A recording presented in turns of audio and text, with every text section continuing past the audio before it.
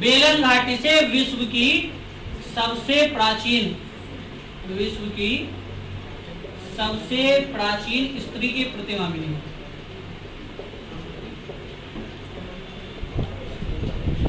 दुनिया की सबसे पुरानी स्त्री की प्रतिमा कहां से हाथ लगी विश्व में?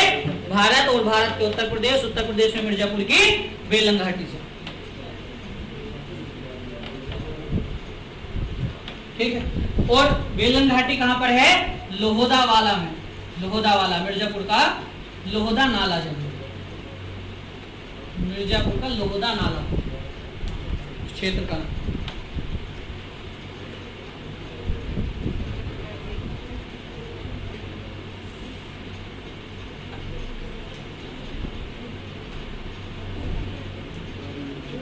इसके बाद में पाषाण काल के और सोच क्या मिले?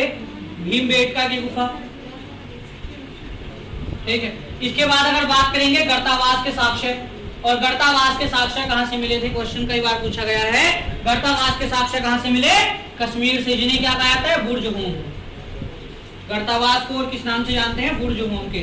तो बुर्ज होम या गर्तावास के साक्ष्य कहां से मिलते हैं? आपके कश्मीर से।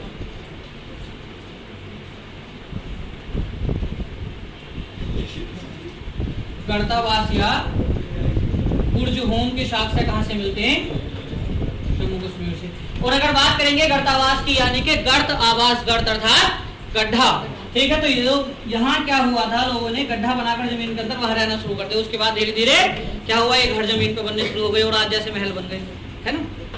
तो शुरुआत जो हुई थी इसकी, वो जमीन के अंदर रहने से हुई थी, जिसको क्या कहा जाता था? गर्तावास। और जम्मू कश्मीर में जो बुर्ज होम या गर्तावास मिले हैं, उसमें एक और चीज क्या है कि जब कोई व्यक्ति मर जाता था ना, तो उसको उसी गर्तावास में दफना दिया जाता था जिसका वो गर्तावास होता था। ठीक। और उसी के साथ एक पालतू कुत्ता दफनाया जाता था उसका। ऐसा कहा जाता था कि अब ये मर गया, इसके साथ एक कुत्ता दफना दो, अगर कभी से किसी चीज की जरूरत पड़े तो कुत्ता ला कर दीजिए, है ना।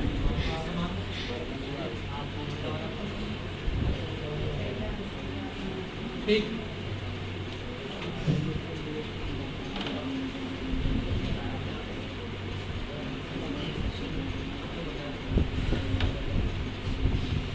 लेकिन यही अगर हम फिर से बात करें पुरापाषाण काल की, तो पुरापाषाण काल में हमने क्या पढ़ा था अभी कि इसके जनक या इसके खोजकर्ता कौन थे? Robert Bruce Foote.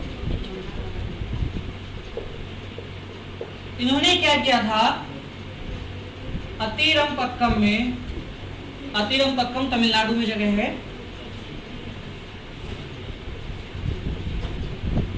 अतिरमपक्कम तमिलनाडु, यहां से विश्व की सबसे प्राचीन कुल्हाड़ी मिली। विश्व की सबसे प्राचीन कुल्हाड़ी मिली थी जो पत्थर की बनी थी। उसी के आधार पर इसको पाषाण कहा गया। तो विश्व के सबसे प्राचीन हथियार की औजार की बात करेंगे तो तमिलनाडु का अतिरमपक्कम, और वो क्या थी? पत्थर की कुल्हाड़ी, जिसकी खोज किसने की थी? रॉबर्ट ब्रूसफुट ने। यानी कि कहीं बुक में लिखा होता है हस्त कुठार। एक कुठार जो हाथ से चलाई जाती है।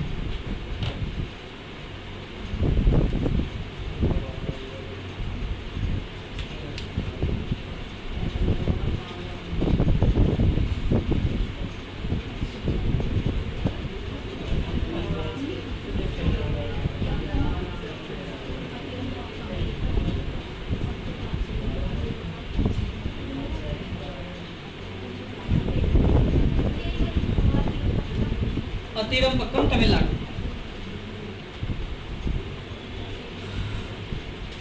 इसके बाद अगर नव पाषाण काल के बाद की हम बात करते हैं, सबसे पहली चीज तो नव पाषाण काल तक आते आते मनुष्य ने आवास का निर्माण कर लिया था, मनुष्य घर बनाकर रहने लगा था, चाहे वो गर्तावास के रूप में हो या फिर उसके बाद धीरे धीरे मनुष्य जमीन के ऊपर अपने घर बनाकर रहने लगा था, क्योंकि मनुष्य ने ईंट का निर्माण कर लिया था। और जब हम पहुंचेंगे सिंधु घाटी सभ्यता में तो हम पक्की ईंटों के साक्ष्य मिलते हैं। ठीक है। अब इसके बाद अगर हम बात करते हैं आद्य ऐतिहासिक काल की, इसके बाद अगर आद्य ऐतिहासिक काल की हम बात करें तो आद्य ऐतिहासिक काल की शुरुआत होती है 2500 ईसा पूर्व से। वैसे तो 8000 ईसा पूर्व से इसकी शुरुआत होती है, लेकिन अगर हम भारत में बात करें तो भारत में आदि ऐतिहासिक काल की सबसे प्राचीन जो सभ्यता है वो कौन सी है? सिंधु घाटी सभ्यता, जिसका निर्माण जो आपकी कब मतलब जिसका समय या काल निर्धारण क्या था? 2500 ईसा पूर्व से लगभग 1500 ईसा पूर्व या फिर 1750 ईसा पूर्व, कहीं कहीं पर कहा जाता है।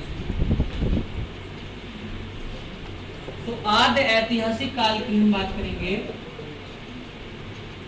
इसके बाद आदि ऐतिहासिक काल की अगर बात करते हैं तो आदि ऐतिहासिक काल यानी कि जिसका इतिहास आधा है, अर्थात जो जिसमें कुछ लिखा गया लेकिन अभी तक वो पढ़ा नहीं गया। तो आधी चीज हमने यूज कर ली और आधी हमसे हुई नहीं, मतलब खोज तो कर ली, आधा काम हो गया लेकिन आधा रह गया, तो आदि ऐतिहासिक काल हो गया इस तरह से। ठीक है, अगर आदि ऐतिहासिक काल की हम बात करते हैं तो आदि ऐतिहासिक काल में भारत की सबसे प्राचीन सभ्यता कौन सी होगी? सिंधु घाटी सभ्यता।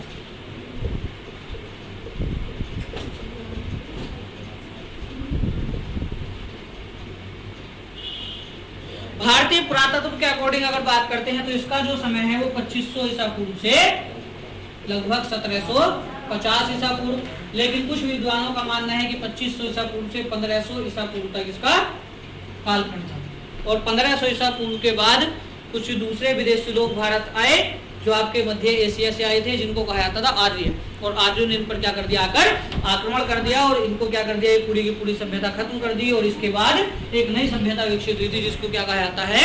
वैदिक सभ्यता। तो सिंधु घाटी सभ्यता की अगर बात करेंगे तो सिंधु घाटी सभ्यता, अभी हम लास्ट की बात कर रहे थे कि नवपाषाण काल तक मनुष्य ने घर बनाने शुरू कर दिए थे। ठीक है, अब इन्होंने क्या किया? ईंटों का निर्माण किया, और ईंट भी कैसी? पक्की ईंटों का, क्योंकि आग का निर्माण, आग का यूज करना आ गया, ईंटें इन्होंने बना ली। ठीक है, मिट्टी को किस तरह से मतलब घर बनाना है, मिट्टी वगैरह का, वो सारी प्रकृति का यूज करना इनको आ चुका था, इसलिए ये क्या करते थे? प्रकृति की पूजा करते थे। ये लोग प्रकृति की पूजा करते थे और प्रकृति की सारी चीजों का इन्होंने धीरे धीरे यूज करना सीख लिया था। इन्होंने पक्की ईंटों का निर्माण किया। इनके जो घर होते थे, गाँव में जो नालियां होती थी, वो किसकी बनी होती थी? पक्की ईंटों की बनी होती थी। ठीक है, और इनकी जो नगर व्यवस्था थी वो कैसी थी? इनकी जो व्यवस्था थी वो कैसी थी? रहन सहन की व्यवस्था शहरी या नगरीय व्यवस्था थी। ठीक है, इनकी जो व्यवस्था थी वो कैसी थी? शहरी व्यवस्था।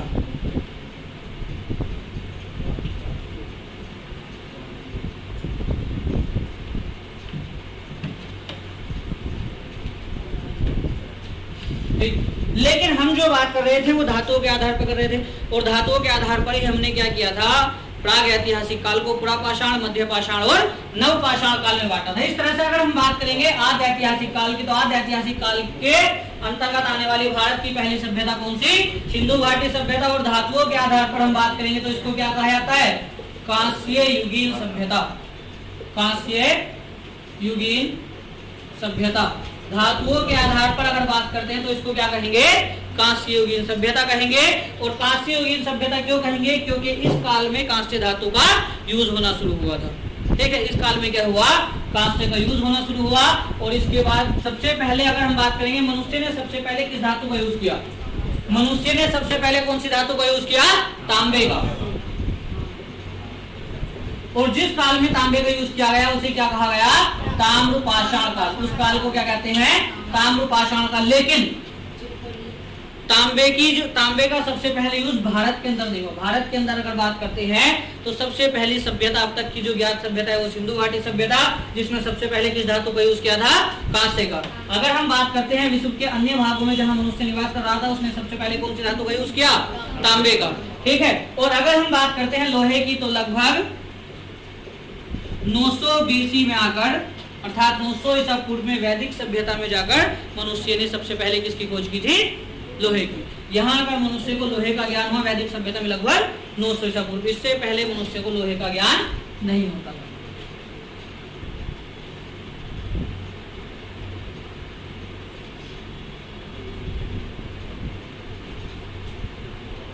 ठीक है, तो भारत में ताम्रपाषाण युग जो था वो कांस्य युगीन सभ्यता के बाद आया था।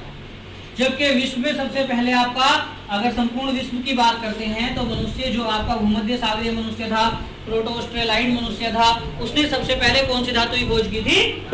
तांबे की। ठीक है, जो आपको भूमध्य सागर के किनारे रहने वाले थे उनको भूमध्य सागरीय मानव, और जो आपके ऑस्ट्रेलिया वाले क्षेत्र में, न्यूजीलैंड वाले क्षेत्र में रहने वाले थे उनको प्रोटे ऑस्ट्रेलाइड मानव कहा गया था।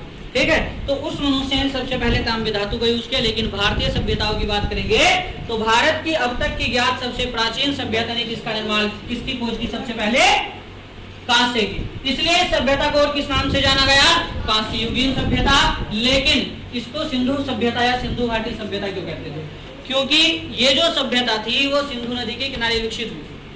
ठीक है, इस सभ्यता का जो निर्माण हुआ, इस सभ्यता का जो विकास खंड हुआ, इस सभ्यता का जो विकास का क्रम था वो किस नदी घाटी में हुआ, सिंधु नदी घाटी में। इसलिए इसे क्या कहा गया, सिंधु घाटी सभ्यता या फिर सिंधु सभ्यता। ठीक, इसके बाद अगर हम बात करेंगे तो इसको हड़प्पा सभ्यता भी कहा जाता है। इसी सभ्यता को क्या कहते हैं, हड़प्पा सभ्यता।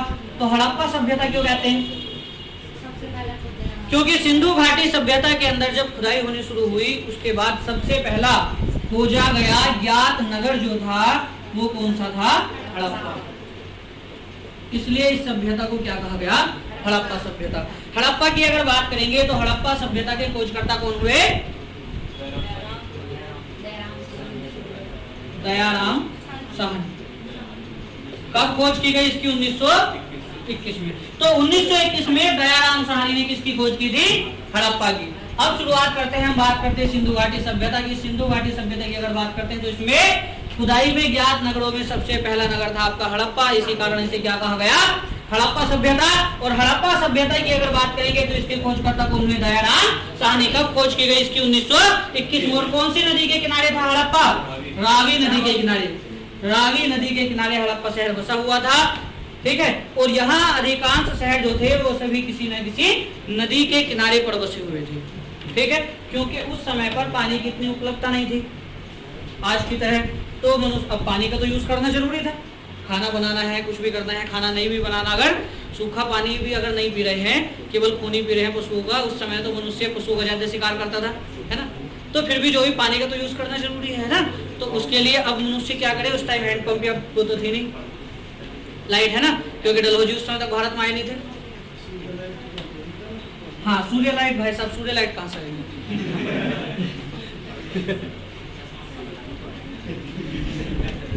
उस समय सूर्य लाइट कहाँ से आ गई, सूर्य तो था, सूर्य का प्रकाश था, लेकिन ऐसी वाली सूर्य लाइट थी,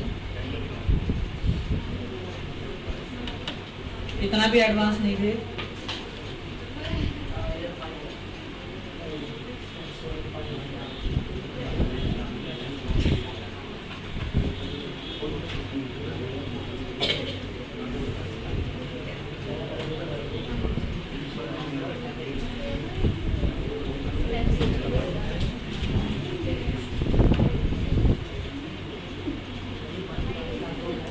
देख, इसके बाद अगर हम बात करते हैं आप सिंधु घाटी सभ्यता की, तो सिंधु घाटी सभ्यता का जो विस्तार था, सिंधु घाटी सभ्यता कहां से कहां तक फैली हुई थी, अगर उसकी हम बात करते हैं तो 12,099 किलोमीटर, 12,99,000 वर्ग किलोमीटर। ठीक है, 12,99,000 वर्ग किलोमीटर क्षेत्र में क्या विकसित हुई थी आपकी सिंधु घाटी सभ्यता। इतने क्षेत्र में फैली फूली थी और इसका जो आकार था वो लगभग त्रिभुजाकार था कुछ इस तरह से। ठीक है, इसका जो आकार था वो त्रिभुजाकार था। ये त्रिभुजाकार क्षेत्र के अंदर फैली हुई सभ्यता थी। और अगर हम बात करते हैं सबसे पहले आपका उत्तर में क्या था, मांडा, उत्तर में मांडा, और कहां पर, कश्मीर। ठीक है, कहीं इसको मांडा या फिर मांडा बोला जाता है, मांडा या मांडा एक ही चीज। ठीक, इसके बाद अगर हम बात करते हैं पश्चिम में आपका सुत्तागैंड और बलूचिस्तान। बलूचिस्तान जो है वो पाकिस्तान का एक प्रांत है। और अगर हम बात करेंगे सबसे पहले कृषि के साक्ष्य की, सबसे पहले कृषि के साक्ष्य जो नवपाषाण काल में मिले थे, अगर भारत की बात करेंगे तो भारत में नवपाषाण काल के साक्ष्य मिले हैं कृषि के। और वो कहां से मिले, वो मिले हैं आपके मेहरगढ़ से। मेहरगढ़ जो आपका पाकिस्तान का बलूचिस्तान क्षेत्र में पड़ता है। ठीक है, तो सुत्तागैंडोर में इसकी जो थी वो पश्चिमी सीमा थी। और अगर बात करेंगे दक्षिणी सीमा की, तो दक्षिणी सीमा कहां थी आपकी,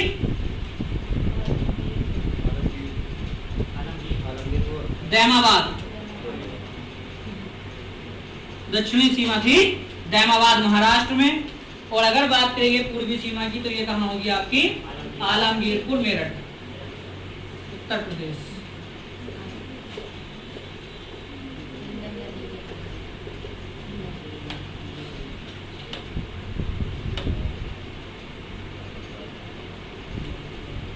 ठीक है भाई सर।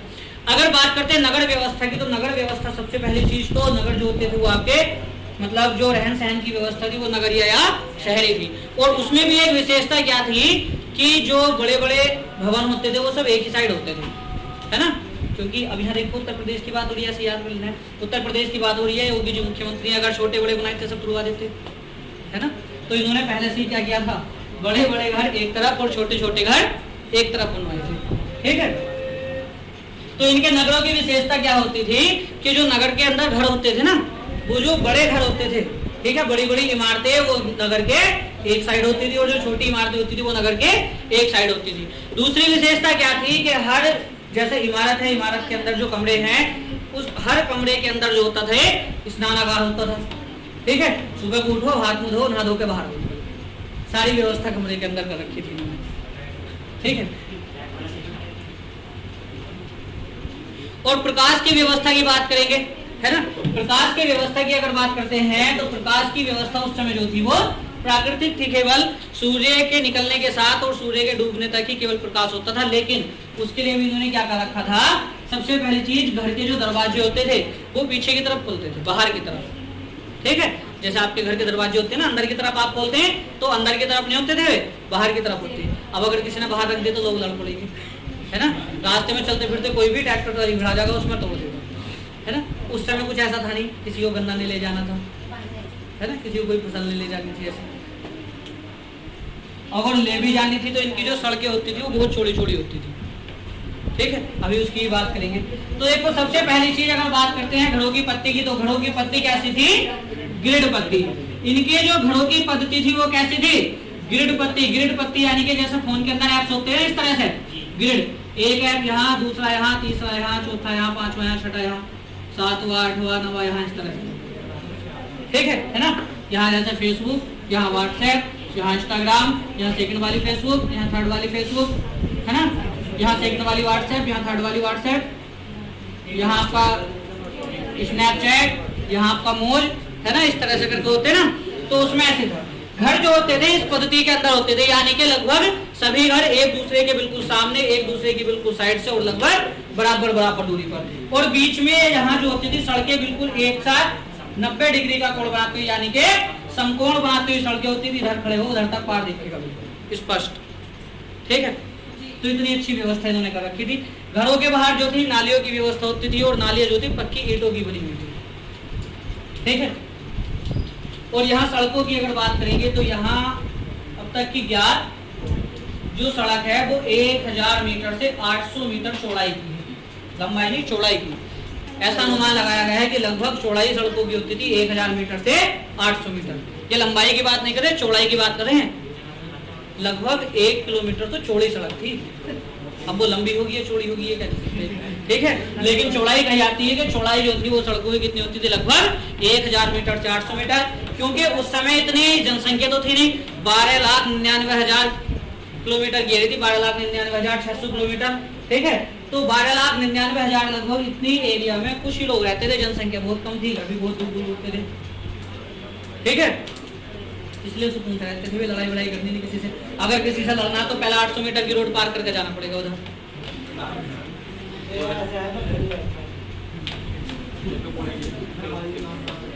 ठीक। तो सबसे पहली चीज घर किस पत्ती में बने हुए थे, ग्रिड पद्धति में, ठीक है। तो घर ग्रिड पत्ती में बने हुए थे, सड़कें एक दूसरे को 90 डिग्री पर काटती थी। और इसके अलावा जो घर बने हुए थे वो पक्की ईंटों के बने हुए थे, जो नालियां थी वो पक्की ईंटों की बनी हुई थी, सड़कें जो थी वो पक्की होती थी और जो घर होते थे वो भी पक्के होते थे। घरों की जो खिड़कियां होती थी, घरों के दरवाजे वो कहाँ खुलते थे, बाहर की तरफ। क्यों खुलते थे, प्रकाश व्यवस्था के कारण। क्योंकि अब देखो जैसे आपका घर का कोई भी गेट है वो बाहर की तरफ खुला हुआ है ना, पीछे की तरफ। एक दरवाजा घर के पीछे की तरफ होता था और एक सामने से। तो उसमें क्या होता था, खुलते दोनों बाहर की तरफ ही थे, ठीक है। जब सुबह के टाइम सूरज निकला तो ये सामने वाली खिड़की खोल दी, ठीक। और जब सामने वाली खिड़की खोलेंगे तो यहाँ प्रकाश की किरण इससे टकरा कर घर के अंदर पहुंचेगी, व्यतिकरण की क्रिया होगी, है ना। तो सुबह को भी रोशनी जल्दी होगी, ठीक है। और शाम को जब सूरज छिपता था तो पीछे वाली खिड़की खोल देते थे, वही बाहर की तरफ खुली हुई थी, ठीक है। तो उसमें लास्ट तक सूरज डूबते डूबते जब तक प्रकाश की किरण यहाँ पड़ गई तो वो टकरा के अंदर पहुंचेगी, है ना। तो इसलिए इनके घरों के जो दरवाजे होते थे वो पीछे की तरफ होते थे, पूरे पक्के वाले वैज्ञानिक थे। बस 3G 4G 5G का कोई प्रमाण मिला नहीं, है ना, यही कमी रह गई थी।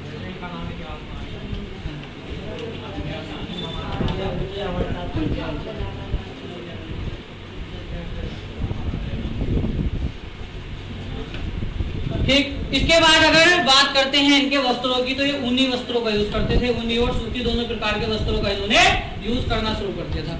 अब जब ऊनी वस्त्र हैं, ऊन है तो यानी कि भेड़ वगैरह ही पाल रहे होंगे, है ना। अब बात होती है यहाँ पशुपालन की, तो ये लोग क्या करते थे, कृषि भी करते थे और पशुपालन भी करते थे। अब जब कृषि करेंगे, पशुपालन करेंगे तो इनके पास जो होगी खेती भी होगी, पशुपालन करेंगे तो कुछ ना कुछ व्यापार भी कर रहे होंगे, है ना। जब पशुपालन से इतने सारे प्रोडक्ट मिलते हैं तो उनका कहीं ना कहीं यूज भी तो कर रहे होंगे, सारा तो खा नहीं जाते होंगे क्योंकि पशु तो बहुत ज्यादा संख्या में थे, इंसान कम थे। तो इसलिए क्या करते थे, कृषि और पशुपालन से जो मिलता था उसका व्यापार भी करते थे, ठीक है। तो व्यापार के साक्ष्य मिले हैं यहाँ मेसोपोटामिया की सभ्यता से। तो इसके समकालीन और सभ्यता कौन सी आ गई थी, मेसोपोटामिया की सभ्यता। मेसोपोटामिया की सभ्यता से लाल वर्णमणि का व्यापार किया जाता था, ठीक है। मेसोपोटामिया की सभ्यता, मिस्र की सभ्यता, चीन की सभ्यता, जिसे कहा जाता है सुमेरिया की सभ्यता, ठीक है। अगर मेसोपोटामिया की सभ्यता ये जो थी आपकी, इसके समकालीन सभ्यता थी सिंधु घाटी सभ्यता की। इस आधार पर अब जैसे मेसोपोटामिया की सभ्यता जो थी वो कहा जाता है लगभग 8000 ईसा पूर्व की थी, ठीक है। लेकिन हम भारतीय इतिहासकारों के हिसाब से जो पढ़ते हैं वो क्या पढ़ते हैं कि सिंधु घाटी सभ्यता का जो समय था वो 2500 ईसा पूर्व था। जब सिंधु घाटी सभ्यता के लोग 2500 ईसा पूर्व थे तो 8000 ईसा पूर्व वाली सभ्यता में इनके प्रमाण कैसे मिले। इस चीज को देखते हुए कुछ विद्वान ये भी मानते हैं कि जो सिंधु घाटी सभ्यता थी वो लगभग 8000 वर्ष पुरानी, ठीक है।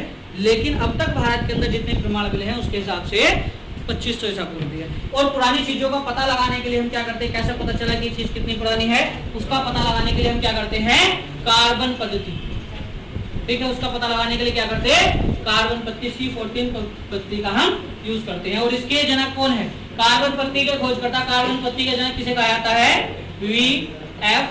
लीवी को, ठीक है। कार्बन पद्धति के जन्मदाता कहा जाता है V.F. लीवी। हाँ जी, अमेरिका के विद्वान,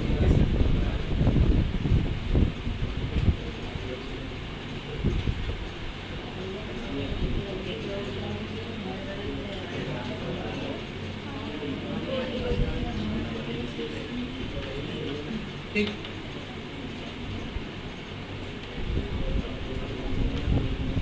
देख, अब इसके बाद अगर हम बात करते हैं मनुष्य की, तो इस समय का जो मनुष्य था वो कौन सी जाति का था, तो वो कहा जाता है द्रविड़ जाति। तो किस जाति का कहा जाता है, द्रविड़ जाति का। कहा जाता है कि सिंधु घाटी सभ्यता का जो मनुष्य था वो किस जाति का था, द्रविड़ जाति का। अब ये लोग क्या करते थे, पशुपालन करते थे और खाने पीने में क्या करते थे, जो सबसे पहले इनके द्वारा कौन सी फसल उगाई गई थी, जो को उस समय किस नाम से जाना था, ऋग्वेद में इसका वर्णन मिला है किस नाम से, यव। जो को किस नाम से जाना जाता था, यव के नाम से जाना जाता था। और इसके बाद अगर बात करेंगे इन्होंने क्या उगाया, गेहूं, और उसके बाद चावल, ठीक है। और फलों की बात करेंगे तो केले,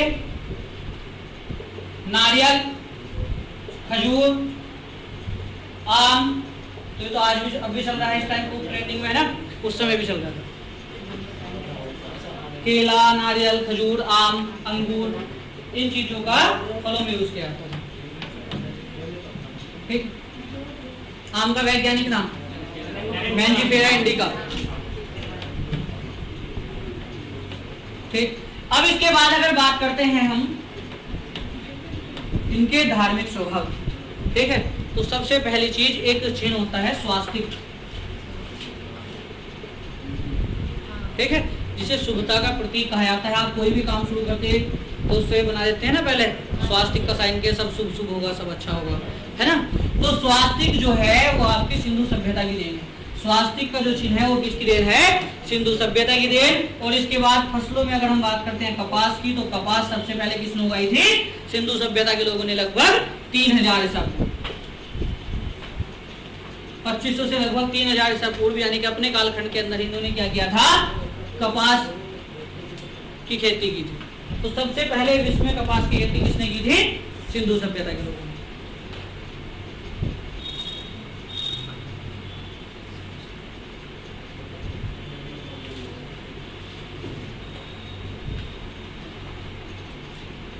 ठीक।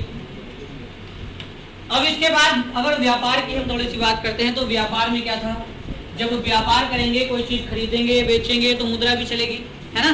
तो यहाँ जो था मुद्रा नहीं चलती, ठीक है। अर्थात यहाँ सिक्के नहीं थे, बल्कि क्या होता था? वस्तु विनिमय प्रणाली।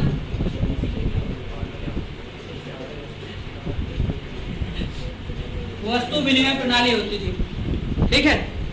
वस्तु विनिमय प्रणाली का मतलब क्या है? वस्तु विनिमय का मतलब है कि सपोज करो कि आपके पास 4 आलू हैं, पड़ोसी के पास 3 टमाटर रखे हैं, है ना?